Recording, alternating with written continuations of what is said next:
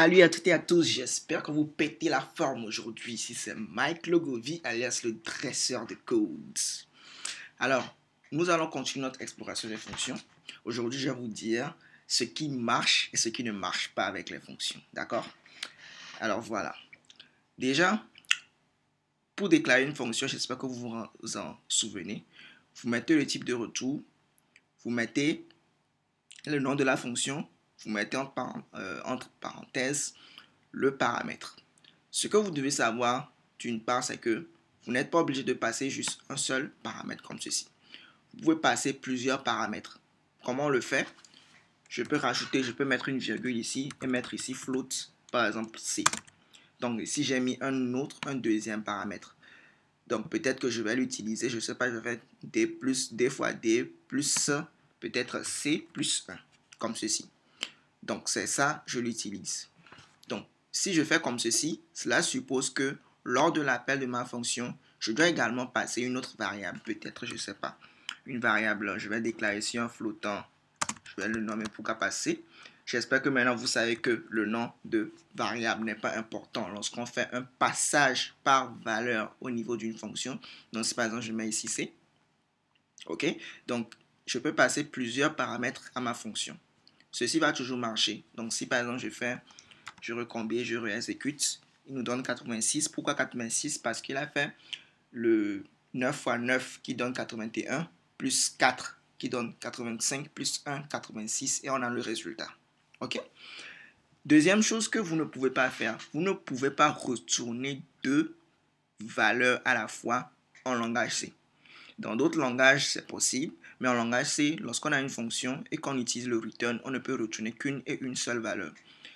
C'est-à-dire que quoi? Je ne peux pas faire return résultat et peut-être mettre virgule C. Non, ça ne va pas marcher. Je vais vous le prouver. Vous voyez, il nous retourne une erreur ici. Donc, vous ne pouvez pas retourner deux valeurs à la fois. Et puis, vous ne pouvez pas dire que vous allez mettre ici float, virgule, float, ou dire que c'est deux valeurs que vous voulez retourner à la fois. Je vais vous le prouver.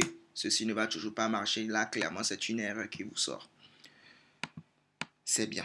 Maintenant, ce que aussi vous devez savoir, c'est que le return, comment est-ce que le return marche?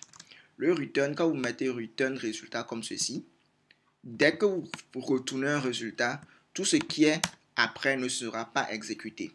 C'est-à-dire que, par exemple, si je mets return C, ok, n'allez pas croire que il va retourner d'abord résultat et après va retourner C. Non, ça ne va pas marcher. En fait, ce qui va se passer, c'est dès qu'il retournerait le résultat, c'est terminé. C'est le résultat qui sera rentré ici.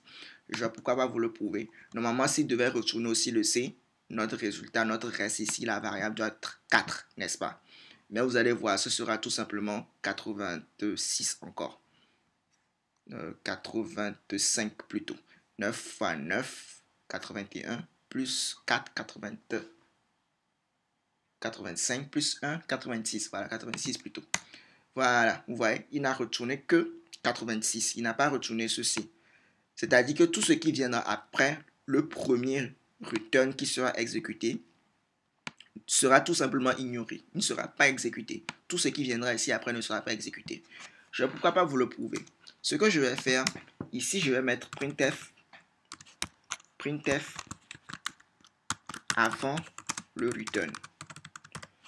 Écoutez, ce n'est pas parce que c'est une fonction que vous ne pouvez pas afficher des choses à l'intérieur. Donc, vous pouvez faire le return. Je vous le dis maintenant. Je vais mettre ici return avant le return. Et si je vais mettre ici après le return. Pour que vous puissiez voir après le return. Je vais réexécuter.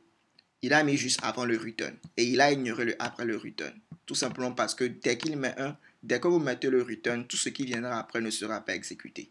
Ok? J'espère que vous avez bien compris cela. Maintenant, une autre chose que vous devez savoir. Ici, la fonction est exécutée parce que lorsque votre programme est en train de s'exécuter au tout début, il a su que la fonction float là existe. Et vous avez pu l'appeler et si ça a marché.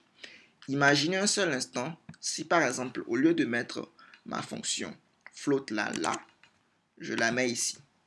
Selon vous, est-ce que ceci va toujours marcher? Est-ce que vous pensez qu'il va aller chercher dans tout le fichier et retrouver votre fonction f, ou bien dès qu'il ne l'a pas trouvé juste en haut, il ne va pas pouvoir trouver la fonction f pour pouvoir vous exécuter cela. Selon vous, qu'est-ce qui va se passer? Tentons de voir. Et malheureusement, il dit que implicit declaration of f is invalid, conflicting type of f. Bon, en gros, je vais vous épargner tout ça, blablabla. Il n'a pas su trouver la fonction, il n'a pas pu l'exécuter. C'est tout. Vous pouvez quand même contourner cette histoire-là, cette situation. Et d'ailleurs, c'est ce qui est conseillé de faire, je pense. Pour que ceci puisse marcher, vous allez utiliser la notion de prototype. Vous allez utiliser la notion de prototype. Qu'est-ce que c'est que le prototype? Le prototype, c'est tout simplement ceci. C'est tout. Vous copiez, vous venez ici, vous le collez, vous ajoutez point virgule. Terminé. Je vais reprendre. Ceci marche. Magie. En fait, qu'est-ce qui se passe? La fonction, ou plutôt le programme, lorsque vous l'exécutez, il va venir, il va dire, ah, ici il y a un prototype. Ici, il y a un prototype. Mais bien sûr, le prototype n'a pas de corps. C'est juste comme ceci. Et vous rajoutez le point virgule. Vous mettez le type de retour, le nom de la fonction, les paramètres avec le type. Et puis c'est bon. Dès que vous faites ceci, il saura que, ah, ok, lorsqu'on va appeler cette fonction f quelque part dans le main, là, je dois chercher partout dans le fichier. Et si je trouve la fonction f, je l'exécute. C'est comme ça, ceci sera exécuté. Donc, vous allez déclarer le prototype. Maintenant, vous mettez la fonction où vous voulez dans le programme. Et là, il va pouvoir l'exécuter, il va pouvoir trouver la fonction pour vous. D'accord? Donc, ceci va marcher. Autre chose que vous devez savoir, vous n'êtes pas obligé de préciser ici, au niveau du prototype, les variables. Vous pouvez juste garder ça comme ceci, float, f, juste vous mettez le type des paramètres, le type, et c'est suffisant. Je vais pourquoi pas vous le prouver, vous montrer que ceci marche.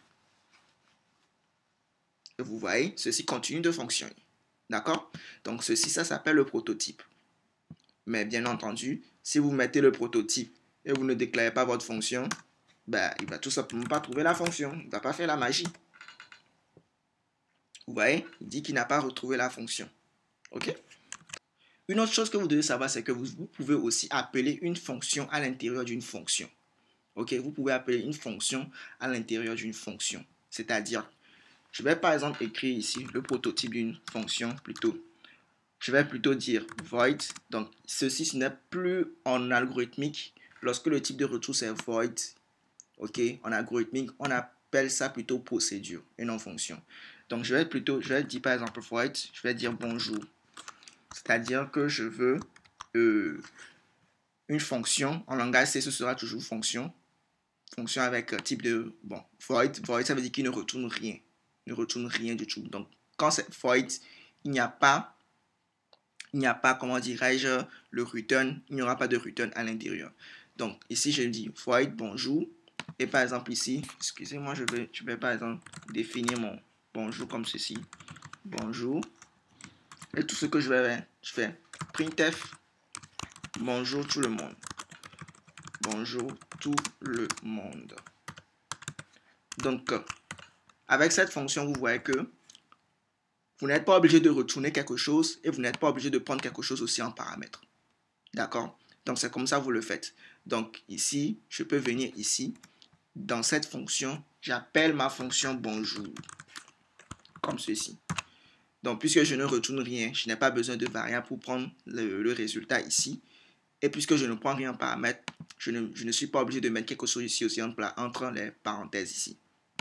Vous allez voir, ceci va continuer de fonctionner. Il va faire quoi? Il va afficher d'abord bonjour tout le monde. Après, il va afficher printf avant le return. Et après, il va mettre le résultat. Et il va nous afficher ensuite le résultat. Regardez vous-même. Voilà. Bonjour tout le monde avant le return 86. OK? Donc, c'est tout ce que je voulais vous montrer aujourd'hui. J'espère que cela vous aura plu.